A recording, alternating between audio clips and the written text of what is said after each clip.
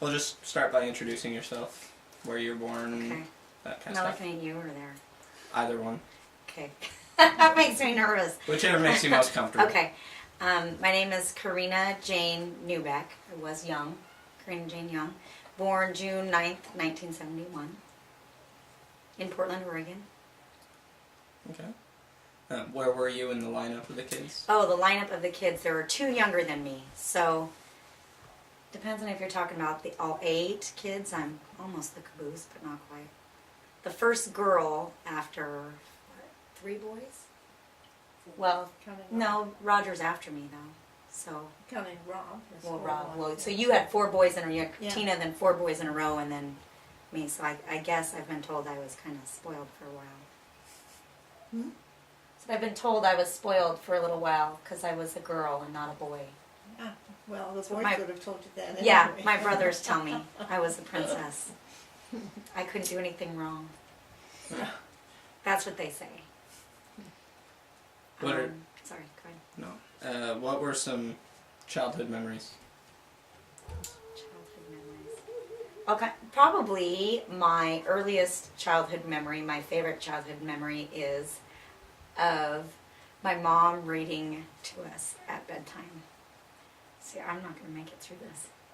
And I have an especially fond memory of her reading Charlotte Webb to us because Mom can do voices and does all the different voices, and I will never forget the voice of the farmer calling the pigs and calling Avery and I just will never forget that. And I can't even read that book out loud, like to my classroom I teach or to my kids because I can't do the voices. Like, I remember them in my head. I can't do them justice. But, yeah, and there we have a snapshot picture of that I know my mom hates. She's pregnant out to here, and she has, and I think Roger is actually in pink footy pajamas because we handed everything down. So they were probably my footy pajamas at one point in time. And he's there, and I'm there, and there's just kids all around my mom, and she's pregnant out to here, and she still took the time to sit and read to us, and that's what she was doing. She was reading to us.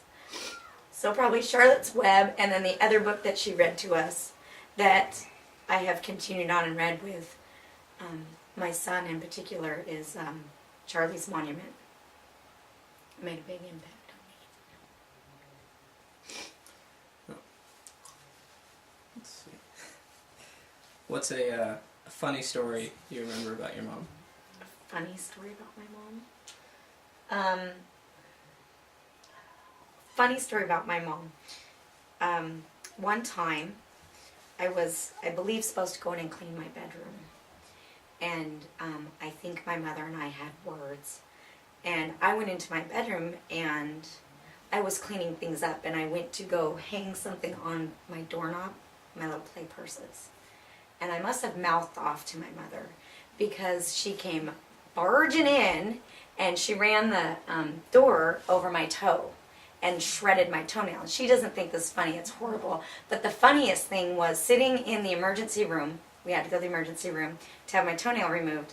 I could hear my mom over trying to register me as a patient, and for the life of her, she could not remember my birthday. She was given, you know, she couldn't remember hardly my name. She couldn't, and she was giving everybody else's birthday, and she came over and I said, Mom, June 9th. Oh, yes, right, she says it. And that just to me, as a mom now, just makes me laugh because I just know it's hard, you know, she was so stressed out and so upset and felt so bad. But it was just funny to me to hear her over there and she just couldn't even come up with my birthday. I couldn't. So- I truly was. I was in shock. I was truly in shock, and I could not remember.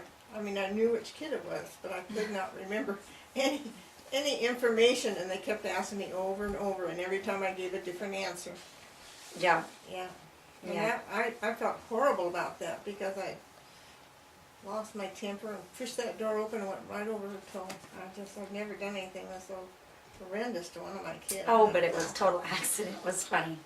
Another thing, though, that I really liked that you used to do, singing She'll Be Coming Around the Mountain when we'd drive in the car. We'd sing. And you were just always really entertaining when you sang that song. She did all the actions and the. Do you remember singing that song? Still entertaining when I sing. You think that's funny? I mean, do you Yeah. remember? Yeah, we used to sing in the car when we traveled, when we went somewhere. But the best has to be her karaoke at Mimi's wedding. Your wedding? Mimi's wedding. The karaoke. Girls just want to have fun with Roger. That was the highlight, I think, and Grandma dancing and singing, and that was a good time.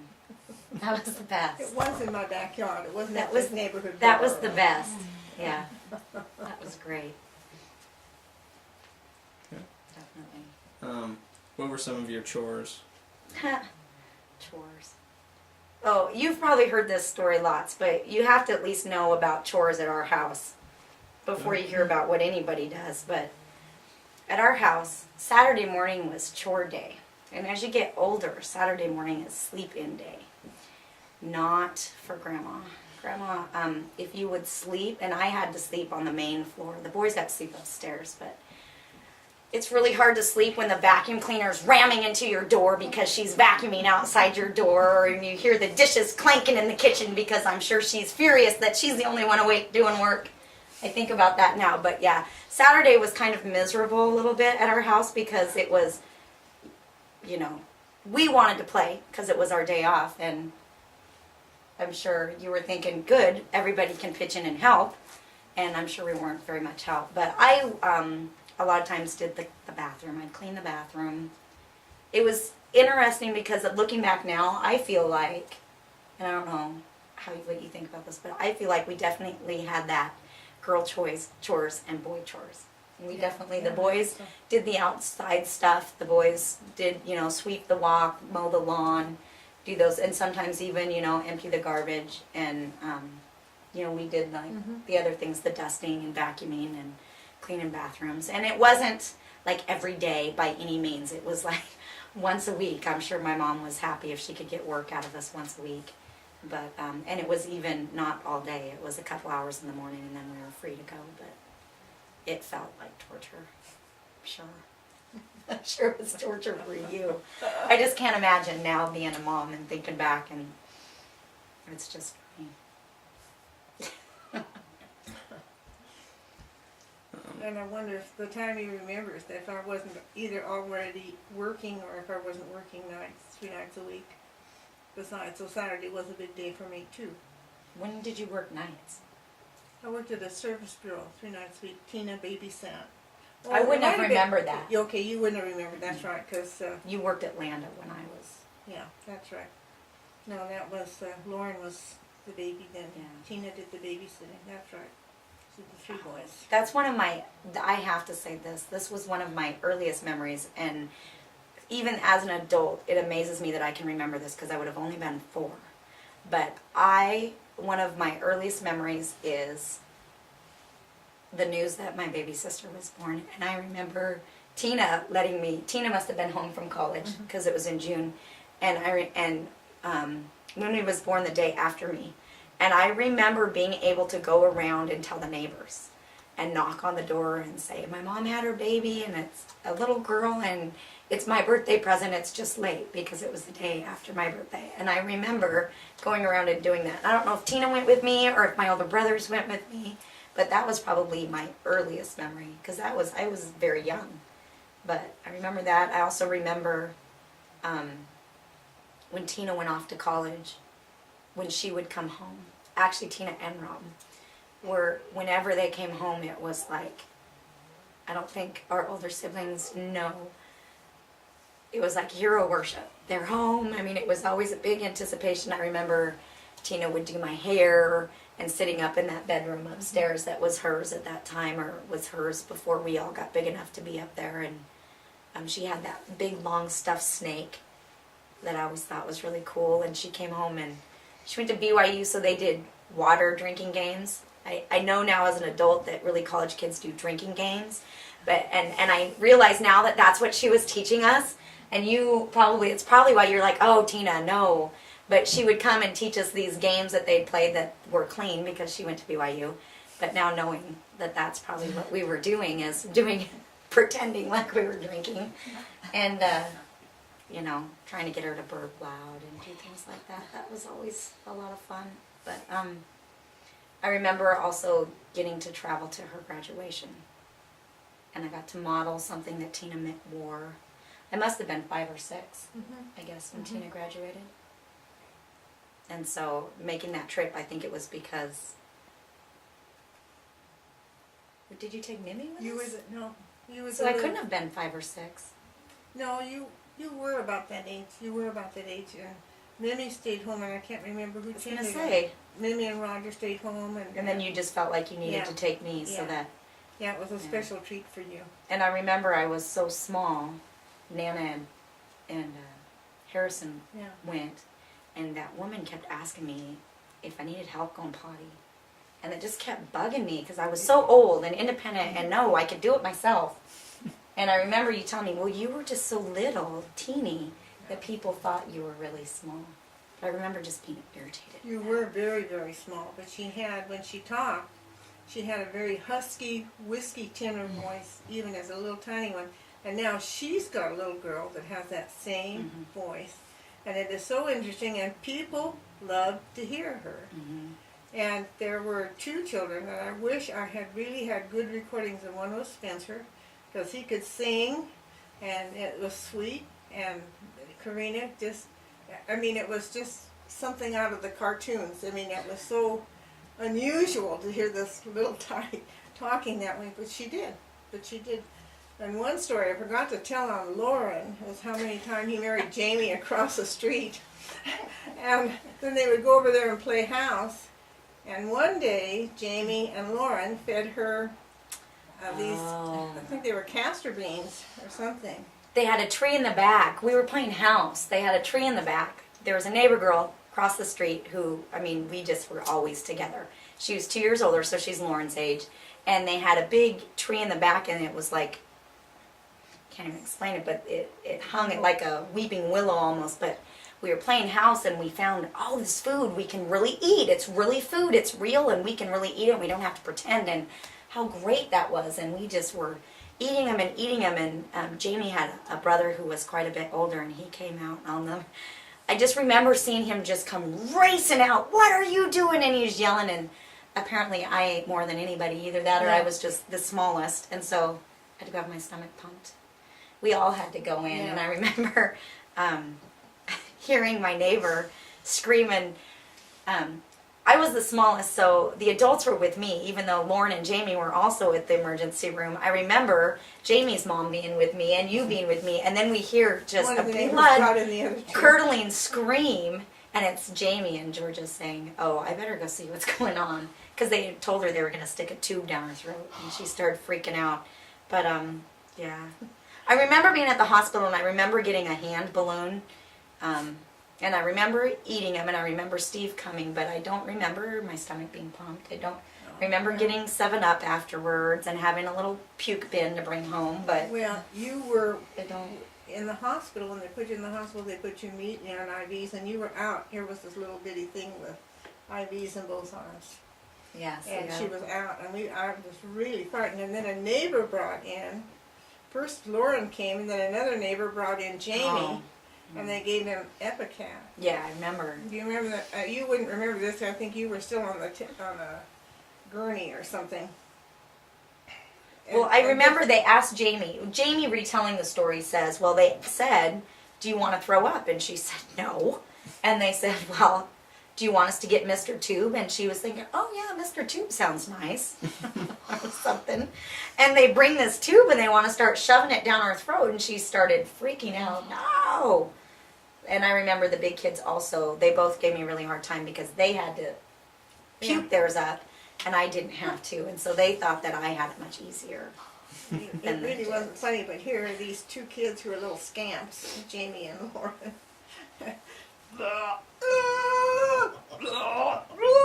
And they both just, the more they puked, the louder they yelled.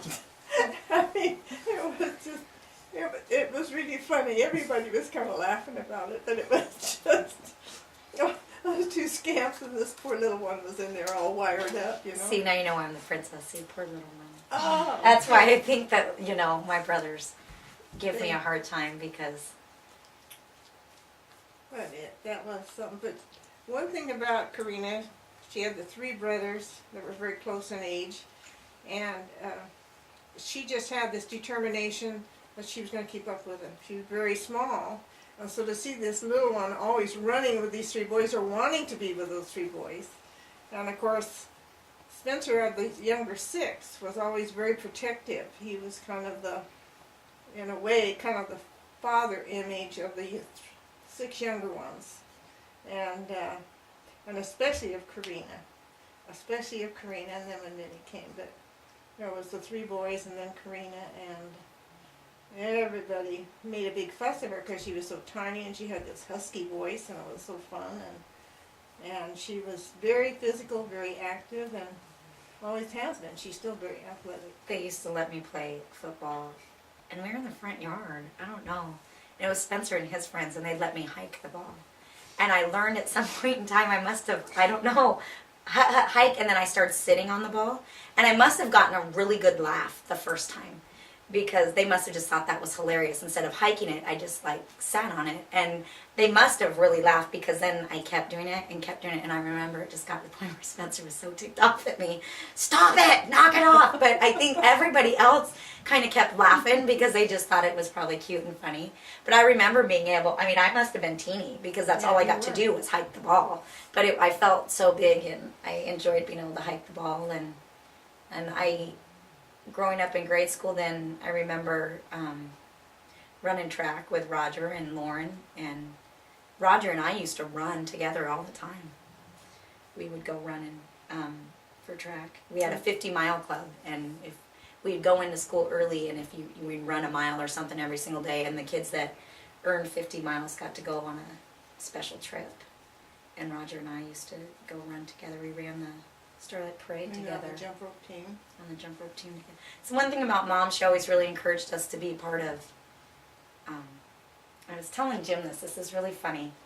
I was saying, well, my family's really supportive of my kids traveling, and, you know, they try to help out, because Spencer was, you know, contributing towards Robbie's trip, and said, well, I think that's just because Mom really encouraged us all to be a part of athletics and groups and teams and clubs that traveled, so that we had those opportunities to see beyond, you know, our little neighborhood where we didn't have a lot of money, but you always really encouraged us to be a part of those things. And Jim says to me, well, yeah, she wanted you out of the house. I just thought that was funny. Well, yeah, maybe, no. But it really, you did. You encouraged all of us. Every single one of us participated in things that took us on trips. And then once Rob was in the Navy, that took us, you know, those opportunities. Just last night, even talking about being able to travel down to San Diego and have those opportunities. You just did an excellent job with the little means that you had, that's for sure. Making sure that we, I mean, I don't know. I don't think we really felt like we were without. Maybe I didn't have the best jeans or the best, you know, top of the line clothes, but I always had what I needed. Yeah. For sure. Yeah. I always, and of course maybe that was from my upbringing too. I always taught that poor was a state of mind. It had nothing to do with what you had. I never felt like we were poor, ever. And I remember asking you, coming home from school and asking, well, how come we don't get free lunch? Can't we have free lunch? Because they used to hand out tickets to the free lunch kids. And I remember, no. Well, we probably could, but we don't. You know, probably could have qualified, but no. We don't need free lunch. We have lunch. And that's, you know, the other thing. You've really instilled a really good work ethic in all of your kids.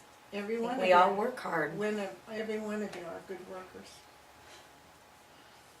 I think so. I think that, you know, we were taught that if you want something, you work for it, and, you know, it will come. I would say. I don't know. There's so many things. Probably everybody could talk for just ever. I don't know. We have a very cool family, though, because you could just turn to any person in our family at any point in time, and you've got someone there to help you out. And we wouldn't be that way had our mother not raised us to be that way. I don't know. You were pretty easy to raise. Pretty easy to raise. We just raised ourselves, right? Yeah. Do you have a favorite story about Karina as a child? Well, I guess the Casper beans was one of them. Trying to What think. about the swing before pictures when I was a baby? Oh, it seemed like every time I made an appointment to get her picture taken, that's what you're thinking of, she would fall off the swing in the backyard or do something, so she'd either have, black eyes or a skinned face or... I just remember there's one picture that, She if looked anybody at looked at the picture, you would never know. But Mom just, oh my gosh, that picture, your dad took you in the back and had you on that swing. And I think I have a little, teeny little scar or something, like a little maybe cut, probably smaller than this one I got from my own baby this morning. But you can see it in that picture. And yeah, growing up, oh, you just were disgusted Well, with but it that. happened. I had to cancel appointments and then reschedule, and I'll be darned if it didn't happen again. It wasn't just once. Do you remember when I went and sat in the photography studio and refused to smile? Do you remember that one? I don't.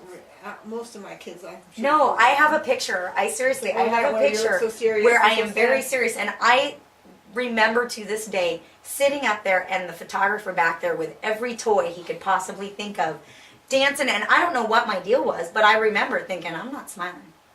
I'm not smiling. You're not going to get me to smile.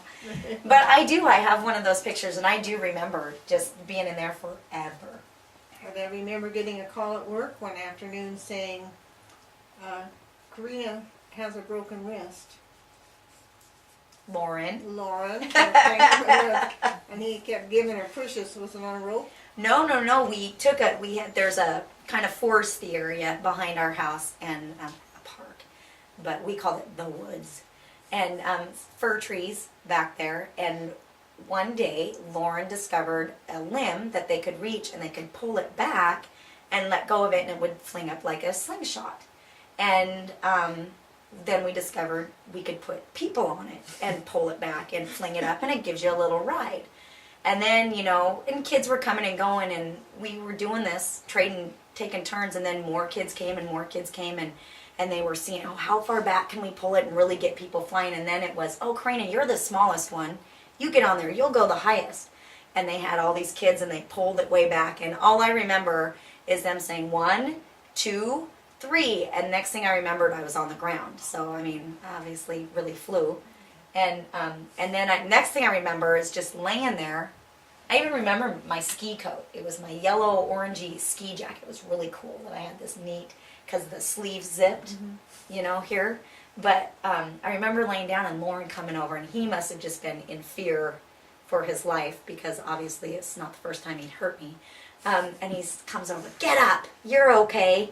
And I went to get up, and my arm just was just dangling from here, not my elbow, from the middle of my arm, and I laid back down. He's like, you're fine. And I remember pulling up my sleeve, and he, I think, just went white, and he was scared to death. He's digging on the floor, on the woods floor, for little twigs to make a splint, and then Spencer came. Spencer was home, and someone ran and got Spencer, and, they were trying to splint me up, and then Rob happened to come home with Sonia, and he was in med school. I think his first year of med school. I was in 4th grade. And so, he came and carried me through, and I remember. And I met him at the hospital. Yeah. And when they took the x-rays, she had, can't remember if it was 4 or 5, complete breaks in that wrist.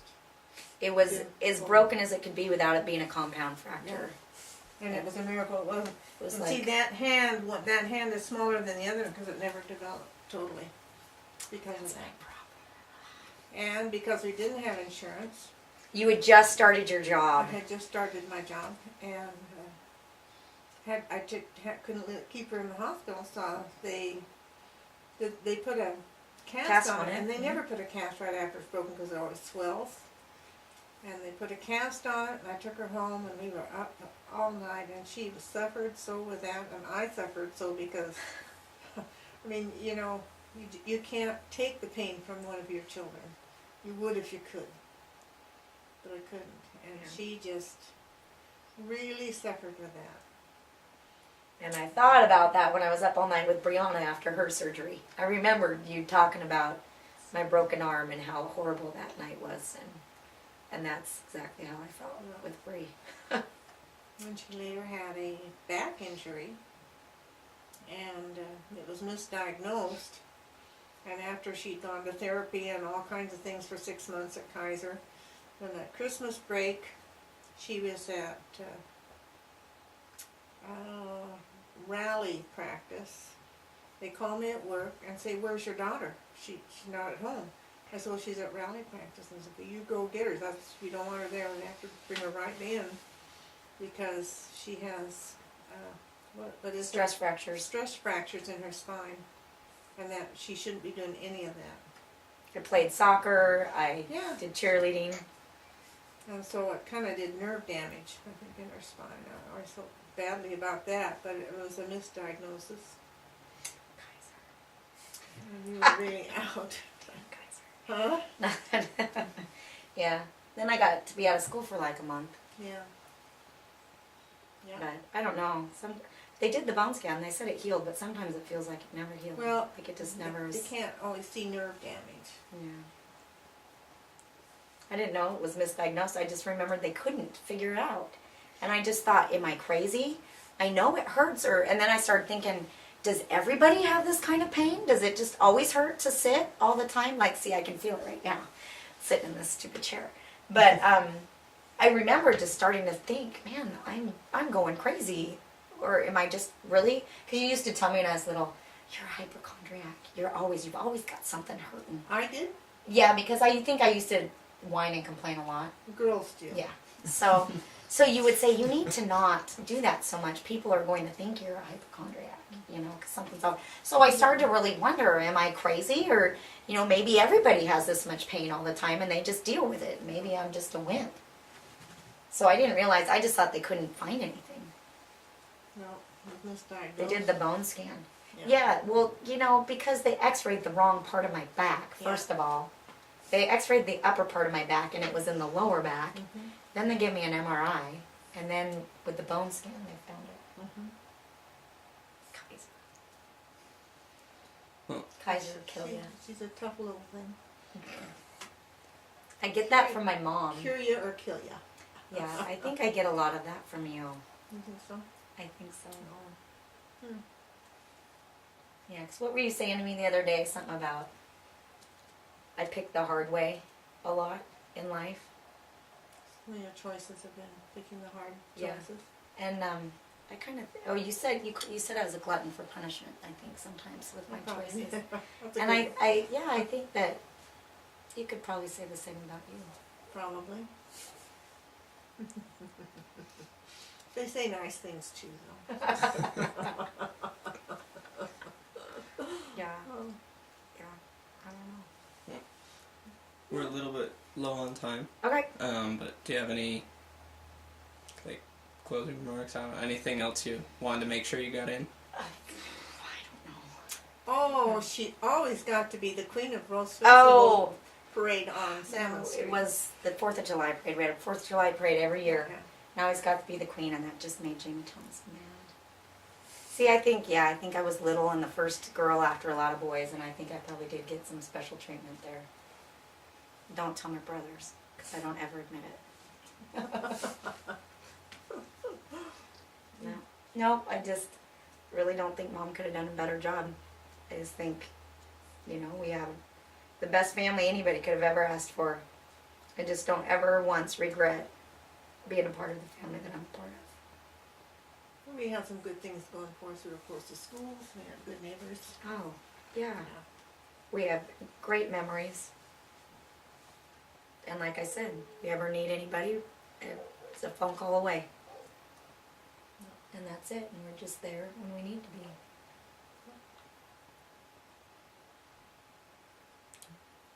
Thank you.